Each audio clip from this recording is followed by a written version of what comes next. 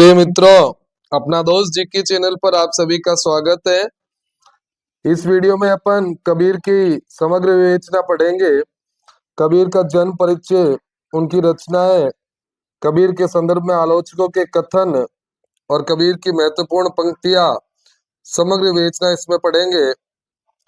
कबीर अरबी भाषा का शब्द है। इसका अर्थ होता है महान। इस्लाम में अल्लाह का 37वां नाम अल कबीर माना गया है। कबीर का जन्म काल 1398 ईस्वी से 1518 ईस्वी तक भंडारकर, मैकालिप और माता प्रसाद ने ये माना था और यही सर्वमान्य मत है। 1398 से 1518 ईस्वी। शुक्ल ने कबीर का जन्म 1399 में माना था। कबीर चरित्र बोध में लिखा भी गया है कि 1455 साल गए, चंद्रवार एक ठाठ भय, जेठ सुदी बरसाइत को पूर्णमासी प्रकट भय। इस आधार पर 1455 विक्रम संवत थे, तो इसका 1398 ईस्वी निकलता है। यही कबीर का जन्म सर्वमान्य है। इसके पिछले वीडियो में अपन भक्ति काल तक संपूर्ण पढ़ चुके थे। वो वीडियो आपने नहीं देखे तो इस वीडियो के डिस्क्रिप्शन बॉक्स में लिंक है, वहां से आप देख सकते हैं।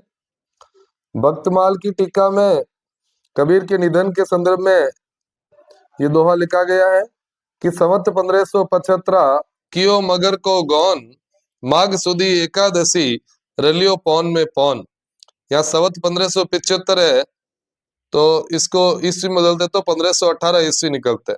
विक्रम संवत को ईस्वी सन में बदलने के लिए विक्रम संवत में से 57 बाकी निकाल देने, तो 57 बाकी करेंगे तो 1518 ईस्वी आएगा। कबीर के जन्म स्थान संबंधी भी विद्वानों में बहुत मतभेद है। काशी के अंदर कबीर का जन्म मानने वाले विद्वान थे श्याम सुंदर दास, परशुराम चतुर्वेदी, प्रभाकर बाचवे। कबीर के अंत्य साक्ष्य थे जिसमें लिखा गया काशी में हम प्रकट भय रामानंद चेताए। तो इस आधार पर कबीर का जन्म काशी में माना जाता है। सर्वमान्य मत यही है। मगर में कबीर की मृत्यु मानी जाती है, लेकिन कुछ विद्वान पीताम्बर दत्त बड़थवाल, राम कुमार वर्मा आदि विद्वान मगर में कबीर का जन्म मानते हैं। अलग अलग विद्वान अलग अलग मानते हैं। अपन को सर्वमान्य मत काशी याद रखना है। कबीर के गुरु का नाम रामानंद था। हिंदुओं और स्वयं कबीर के अनुसार कबीर के गुरु रामानंद थे। मुसलमान शेख तकी को कबीर का गुरु मानते थे। कबीर की पत्नी का नाम लोहिता, इनके पुत्र कमाल और पुत्री कमाली।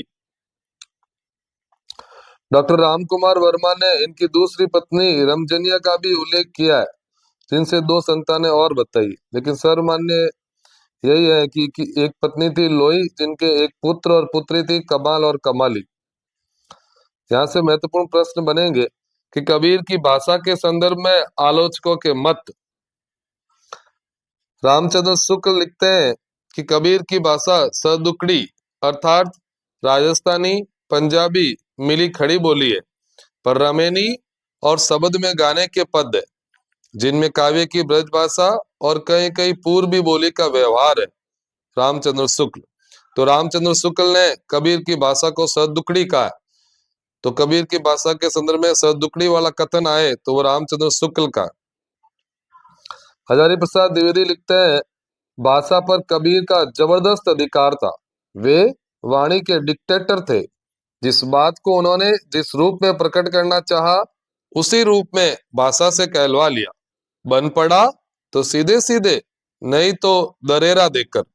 हजारी प्रसाद द्विवेदी का कथन है। तो हजारी प्रसाद द्विवेदी ने कबीर को वाणी का डिक्टेटर कहा। तो वाणी का डिक्टेटर हजारी प्रसाद द्विवेदी ने कहा। रामचंद्र शुक्ल ने कबीर की भाषा को सदुकड़ी बताया। इसी कड़ी में डॉक्टर गोविंद त्रिगुणायत का एक कथन है कि कबीर हमारी भाषा के सर्वश्रेष्ठ रहस्यवादी कवि है। तो रहस्यवादी कवि वाला कथन डॉक्टर गोविंद त्रिगुणायत का है। डॉक्टर बच्चन सिंह लिखते हैं कबीर की भाषा संत भाषा है। इसे हिमाचल के चंबा से लेकर महाराष्ट्र, सौराष्ट्र, बंगाल तक समझा जा सकता है। इसमें खड़ी बोली का गहरा पुट होता था। भोजपुरी, ब्रज और राजस्थानी का प्रभाव था। डॉक्टर बच्चन सिंह। तो चंबा से लेकर महाराष्ट्र तक ये वाला कथन आए तो बच्चन सिंह, चंबा से याद रखना है बच्चन सिंह। कबीर अवधि के प्रथम संत कवि है बाबूराम सक्सेना। अवधि के संत कवि बाबूराम सक्सेना ने बताया है कबीर को। तो कबीर अवधि के प्रथम संत कवि है बाबूराम सक्सेना। उदय नारायण तिवारी का एक कथन है, कबीर की भाषा अधिकांशतः बनारस की बोली है। उदय नारायण तिवारी। कबीर की भाषा के संदर्भ में डॉक्टर राम कुमार वर्मा लिखते हैं कि कबीर ग्रंथावली की भाषा में पंजाबीपन अधिक है। तो पंजाबीपन राम कुमार वर्मा बताते हैं। मोस्ट कथन है ये अगला श्याम सुंदर दास का, कबीर की भाषा पंचमेल खींचड़ी है जिसमें ब्रज, अवधी, पंजाबी, अरबी, फारसी के शब्दों का मिश्रण है। तो ये 5 भाषाएं हैं अंदर, ब्रज, अवधी, पंजाबी, अरबी और फारसी। तो श्याम सुंदर दास ने कबीर की भाषा को पंचमेल खींचड़ी कहा। याद रखना है, शुक्ल ने सद्दुकड़ी भाषा कहा था, हजारी प्रसाद द्विवेदी ने कबीर को वाणी का डिक्टेटर कहा और श्याम सुंदर दास ने कबीर की भाषा पंचमेल खींचड़ी बताई। कबीर की प्रमुख रचनाएं, डॉक्टर नगेंद्र ने कबीर की रचनाओं की संख्या 63 मानी है, इसमें से 43 प्रकाशित हुई थी। प्रमुख रचनाएं ये हैं, अगाध मंडल, अक्षर खंड की रमेनी, कबीर की बाणी, रेखता, शब्दावली, अनुराग सागर, कबीर की साखी। कबीर के अंदर साखी और रमेनी ही प्रसिद्ध है ज्यादातर। ब्रह्म निरूपण, विचारमाला, हंस मुक्तावली, अमरमूल, उम्र गीता, मोहम्मद बोध, कबीर गोरख गोष्ठी, विवेक सागर, ज्ञान सागर, ये कबीर की मुख्य पुस्तकें हैं। बहुत सवाल ये है, बीजक। बीजक एक रचना है जिसका संकलन करता धर्मदास ने किया है। तो बीजक के संकलन करता है धर्मदास, समय 1464 ईस्वी। बीजक के 3 भाग है, पहला भाग कहलाता है साखी, दूसरा सबद, तीसरा रमेनी। साखी के अंदर 59 अंग है, इसमें सांप्रदायिक शिक्षा है और साखी की भाषा सद्दुकड़ी है। सद्दुकड़ी के अंदर राजस्थानी, खड़ी बोली और पंजाबी का मिश्रण होता है। शब्द के अंदर 23 अंग है, शब्द में माया, ब्रह्म, जीव आदि के दार्शनिक विचार है। तो सांप्रदायिक शिक्षा यानी धर्म की शिक्षा है तो साखी में है और शब्द में दार्शनिक विचार है। इनकी भाषा ब्रज है और रमेनी के अंदर 47 अंग है। तो याद रखना है, साखी, शब्द और रमेनी। साखी में 59, शब्द में 23 और रमेनी में 47 अंग है। बीजक का सबसे महत्वपूर्ण भाग रमेनी है, इसमें चौपाई प्लस दोहा छंद है, भक्ति संबंधी पद है, भाषा ब्रज पूर्वी बोली। भक्ति संबंधी पद रमेनी में, दार्शनिक विचार शब्द में और सांप्रदायिक शिक्षाएं साखी में। बीजक का प्रथम अंग है वो साखी के अंदर गुरुदेव को अंग है और अंतिम अंग है अवहड़ को अंग है। तो ये थे बीजक के 3 भाग, साखी, शब्द और रमेनी। अब कबीर के संदर्भ में विभिन्न आलोचकों का मत कथन अपन को देखने हैं, कि मोस्ट बनेगा सवाल यहाँ से। तो कबीर के संदर्भ में सबसे पहले रामचंद्र शुक्ल के कथन देखते हैं।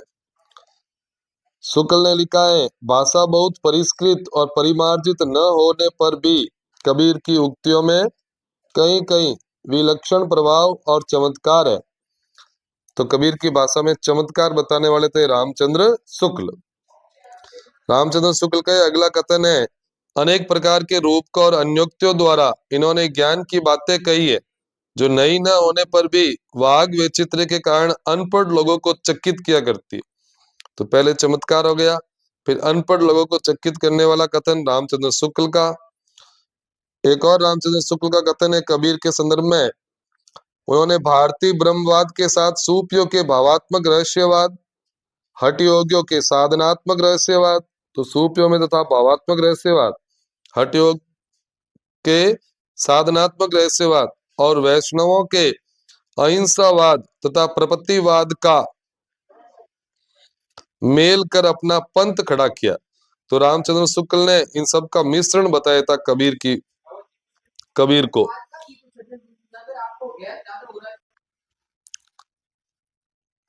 रामचंद्र शुक्ल लिखते हैं कबीर के बारे में कि कबीर में प्रतिभा बड़ी प्रखर थी, इसमें संदेह नहीं। कबीर ने अपनी झाड़ फटकार के द्वारा हिंदुओं और मुसलमानों का कट्टरपन दूर करने का जो प्रयास किया वह अधिकतर चिढ़ाने वाला सिद्ध हुआ, हृदय को स्पर्श कराने वाला नहीं। रामचंद्र शुक्ल तो अधिकतर चिढ़ाने वाला कथन है वो भी रामचंद्र शुक्ल का है। कबीर की वाणी में स्थान स्थान पर जो भावात्मक रहस्यवाद की झलक मिलती है वह सूफियों के सत्संग का प्रसाद है।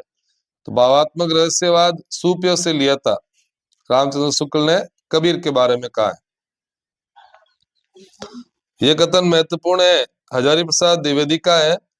तो कबीर के बारे में हजारी प्रसाद द्विवेदी लिखते हैं कि वे सिर से पैर तक मस्त मौला, स्वभाव से फक्कड़, आदत से अक्खड़, भक्त के सामने निरीह, भेषधारी के सामने प्रचंड, दिल के साफ, दिमाग से दूरस्थ, भीतर से कोमल, बाहर से कठोर, जन्म से अस्पृश्य, कर्म से वंदनीय थे।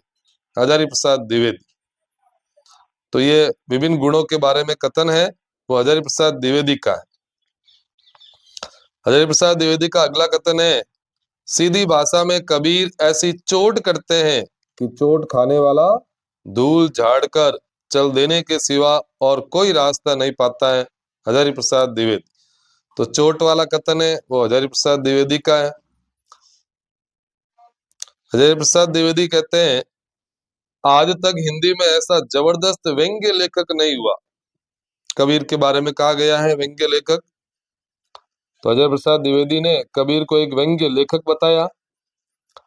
हजारी प्रसाद द्विवेदी का ही अगला कथन है कि कबीर ऐसे मिलन बिंदु पर खड़े थे जहां से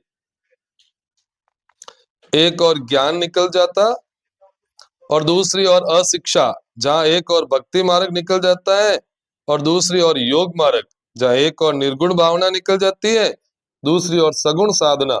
उसी प्रशस्त चौराहे पर वे खड़े थे। हजारी प्रसाद द्विवेदी। तो मिलन बिंदु वाला कथन हजारी प्रसाद द्विवेदी। ये भी मोस्ट कथन है हजारी प्रसाद द्विवेदी का। हिंदी साहित्य के 1000 वर्षों के इतिहास में कबीर जैसा व्यक्तित्व लेकर कोई उत्पन्न नहीं हुआ। महिमा में ये व्यक्ति केवल एक ही प्रतिद्वंदी जानता है, तुलसीदास। तो तुलसीदास और कबीर की तुलना के संबंध में कथन हजारी प्रसाद द्विवेदी का है। राम स्वरूप चतुर्वेदी कबीर के संदर्भ में लिखते हैं, संस्कृत से मुक्त लोक संस्कृति को बनाने में उनका योगदान महत्वपूर्ण है। तो संस्कृत से मुक्त लोक संस्कृति को बनाने में ये कथन है राम स्वरूप चतुर्वेदी का। अगला कथन है राम स्वरूप चतुर्वेदी का, बिना महाकाव्य लिखे वे हिंदी में महाकवि है। तो राम स्वरूप चतुर्वेदी ने कबीर को महाकवि बताया है। इसी कड़ी में डॉक्टर राम कुमार वर्मा के कथन, कबीर ने अपने रहस्यवाद में अद्वैतवाद और सूफी मत की गंगा जमुना एक साथ बहा दिए। तो सूफी मत की गंगा जमुना वाला कथन है राम कुमार वर्मा का। कबीर का काव्य बहुत स्पष्ट और प्रभावशाली है। यद्यपि कबीर ने पिंगल और अलंकार के आधार पर काव्य रचना नहीं की, तथापि उनकी काव्य अनुभूति इतनी उत्कृष्ट थी कि वे सरलता से महाकवि कहे जा सकते हैं। तो राम कुमार वर्मा ने भी कबीर को महाकवि बताया। तो राम स्वरूप चतुर्वेदी और राम कुमार वर्मा दोनों ने बताया।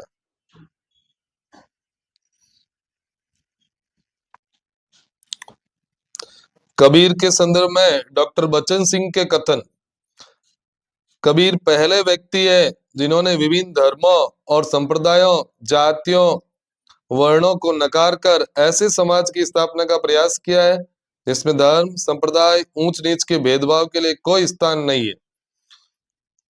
तो ये कथन है डॉक्टर बच्चन सिंह का विभिन्न धर्मों के बारे में। कबीर का सौंदर्य बोध अपारंपरिक और यथार्थवादी है, अतः उनके लिए पृथक सौंदर्य शास्त्र का निर्माण करना होगा। बच्चन सिंह, सौंदर्य शास्त्र बच्चन सिंह। श्याम सुंदर दास ने लिखा है कि रहस्यवादी कवियों में कबीर का आसन सबसे ऊंचा है। शुद्ध रहस्यवाद केवल उन्हीं का है। तो कबीर के अंदर रहस्यवाद कबीर का सबसे ऊंचा आसन है, ये कथन श्याम सुंदर दास। रामस्वरूप चतुर्वेदी का एक कथन याद रखना है, जिसमें वे कबीर को एक सुकवि बताते हैं। कबीर निर्भीक सत्यवादी, स्वतंत्र चेता, परम संतोषी, बाह्य आडंबर विरोधी, सात्विक प्रकृति के तथा क्रांतिकारी सुधारक थे। वे सच्चे अर्थों में सुकवि थे। उनके ऊपर जरा मरण के नियमों का असर नहीं होता है। तो ये कथन था रामस्वरूप चतुर्वेदी का। रामस्वरूप चतुर्वेदी ने कबीर को सुकवि बताया। ये एक मोस्ट और पार्ट से कबीर के बारे में यहां से पक्का सवाल बनता है कि कबीर ने किससे क्या ग्रहण किया। तो वैष्णवों से कबीर ने मांस भक्षण निषेध और जीवों के प्रति दया भाव, ये वैष्णवों से ग्रहण किया। हठ योग नाथ पंथ से ग्रहण किया। हठ योग नाथ पंथ से। माया मोह का विरोध अद्वैतवाद शंकराचार्य से। अद्वैतवाद वो शंकराचार्य से। साधनात्मक रहस्यवाद या योग साधना जिसे कहते हैं, तो दोनों याद रखना, ये नाथ पंथ से तो साधनात्मक रहस्यवाद, और भावात्मक रहस्यवाद सूफी मत से। साधनात्मक रहस्यवादी योग साधना है, ये नाथ पंथ से कबीर ने ग्रहण की। और भावात्मक रहस्यवाद जिसे प्रेम साधना कहते हैं, ये सूफी मत से कबीर ने ग्रहण की। तो भावात्मक या प्रेम साधना सूफी मत से, साधनात्मक या योग साधना नाथ पंथ से। मूर्ति पूजा एवं बाह्य आडंबरों का खंडन मुसलमानों से। एकेश्वरवाद मुसलमानों से। ज्ञान मार्ग हिंदू धर्म शास्त्रों एवं रामानंद से। तो एकेश्वरवाद मुसलमानों से, ज्ञान मार्ग हिंदू धर्म शास्त्रों एवं रामानंद से।